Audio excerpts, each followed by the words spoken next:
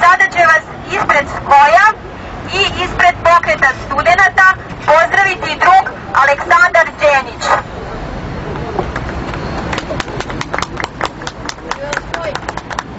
Drugarice i drugovi, danas mi studenti se nalazimo u istoj onoj situaciji kao što se nalazite i vi penzioneri, i vi srednjoškolci, i vi radnici. Ta situacija je katastrofalna. Po modelu privatizacije fabrika isto se danas odvija i komercijalizacija obrazovanja. Kao što su vas ostavili bez fabrika, po tom istom modelu hoće da i nas ostave bez fakulteta. Stoga, mi nemamo drugi način nego da se borimo. Jedino se možemo boriti organizovanom svakodnevnom borbom, koja će se voditi na svakom koraku. Od radnih mesta, od učionica do fakulteta i fabrika. Stoga želim ovom prilikom da vas ispred Crvenskog fronta pozdravim i da vam čestitam Dan međunarodne solidarnosti radničke klase. Živeli! A sada dajem reč prvom sekretaru SKOJ-a i izvršnom organizacionom sekretaru Nove komunističke partije Jugoslavije, drugu Aleksandru Baljancu.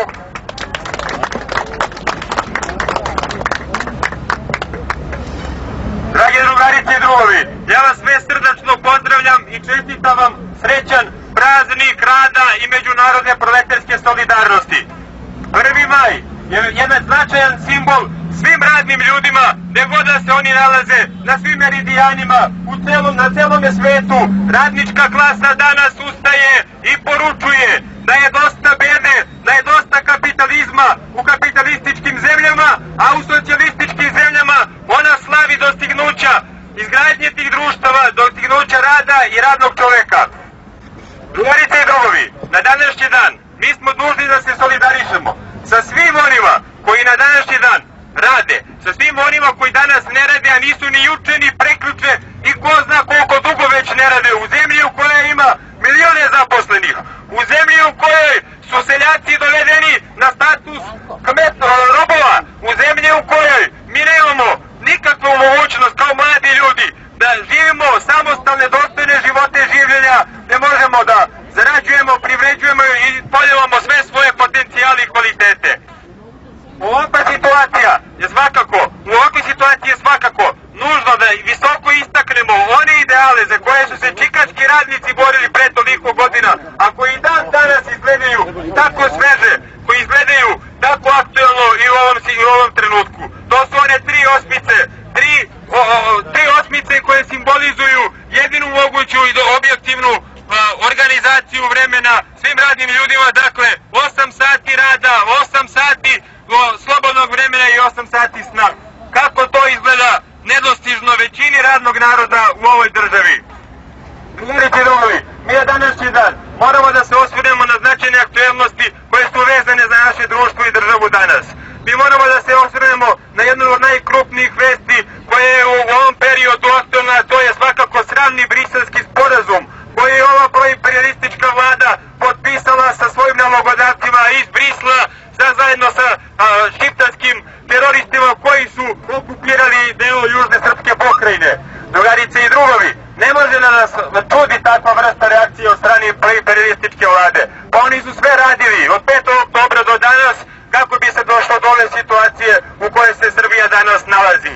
Drugarice i drugovi, ta imperialistička okupacija Kosova nije samo vojna okupacija dela teritorije. To je okupacija koja je vidljiva na bukvalno svim aspektima života, političkom, ekonomskom, socijalnom.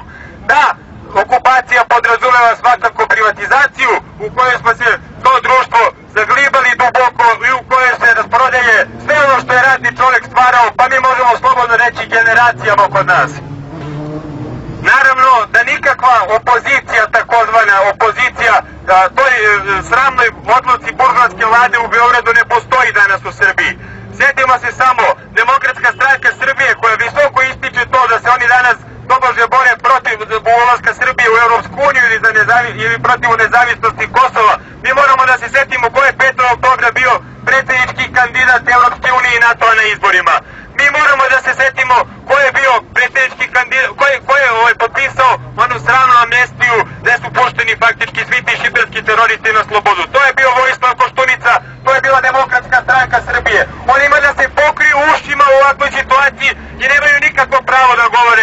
protiv Evropske unije i nezavisnosti Kosova u ovakvoj situaciji. Niti sve ove njihove potkrpe, zakrpe, sve te organizacije poput Dveri, SNP, Naši, Obraza, Joške Broza, onda razni drugi koji se nalaze u tobožnjem jedinstvenom frontu narodnom i oni govore o nekakvo ime naroda. U koje oni ime naroda govore? To su ljudi koji se ljubi i ližu sa bivšim ministrima za privatizaciju. Jasno je šta oni predstavljaju u Srbiji danas. Oni predstavljaju nastavke onoga starog sveta, oni pokušavaju apsolutno da spasu sistem koji je u dubokoj krizi, to su spasioci kapitalizma. Mi danas poručujemo glasno, socijalizam je jedini izlaz iz ovakve situacije. Mi poručujemo danas glasno, samo revolucijom mi možemo da dostignemo sve ono kako, sve one uslove koje je radni čovjek i u prošlosti uspeo da ostvari u socijalizmu i nikako drugačije. Dakle, dosta bede, dosta kapitalizma, živeo 1. maj! Drugarice i drugovi, sada će se skupu obratiti generalni sekretar naše nove komunističke partije Jugoslavije, drug Patrić Mijović.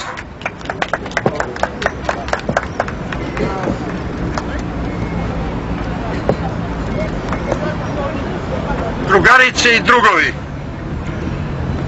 srdačno vam čestitam Međunarodni praznik rada i radničke solidarnosti 1. maj. Danas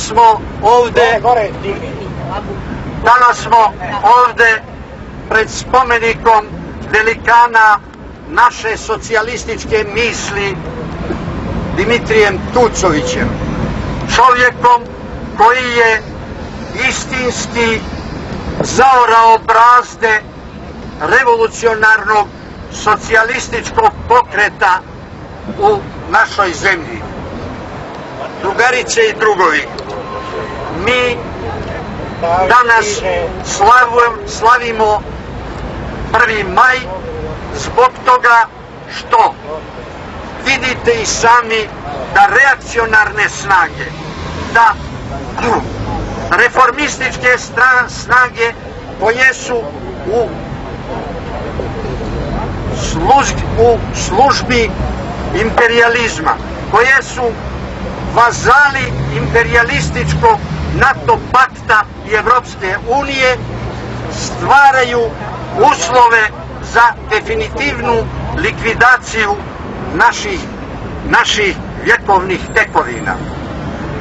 Drugarice i drugovi, vrlo dobro znate da danas u ovoj zemlji, bogatoj zemlji, je situacija takva da se na sve strane otvaraju kuhinje za preživljavanje miliona ljudi. Zar je moguće da u našoj bogatoj zemlji je došlo dotle da se ljudi brane jednim bednim obrokom od gladi i umiranja? Drugarice i drugovi, ja vas još jedanput srdačno pozdravljam i još jedanput vam čestitam 1. maj, dan međunarodne proletarske solidarnosti. Živeli i hvala. Nikako da svane bolje sutra. Dobili smo promene, ali promene na gore i na lošije. Posljedice totalitarne diktature takozvanih demokrata su nesagledive. Samo neke od njih su potpuno razorena i uništena privreda, pljačkaška privatizacija, kriminalno i korumpirano pravosuđe, porast kriminala na svim nivoima, porast stope nezaposlenosti, ogromne socijalne razlike, ukidanje besplatnog zdravstva i školstva, sistematska erozija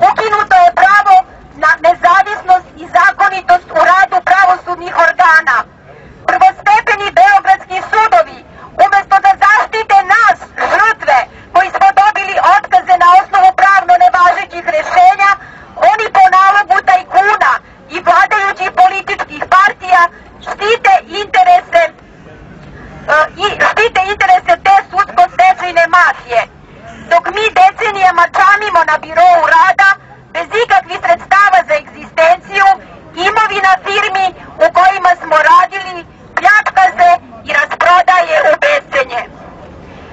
Vreme je da im normalan deo Srbije kaže: gospodo, stop, prestanite da nam solite pamet.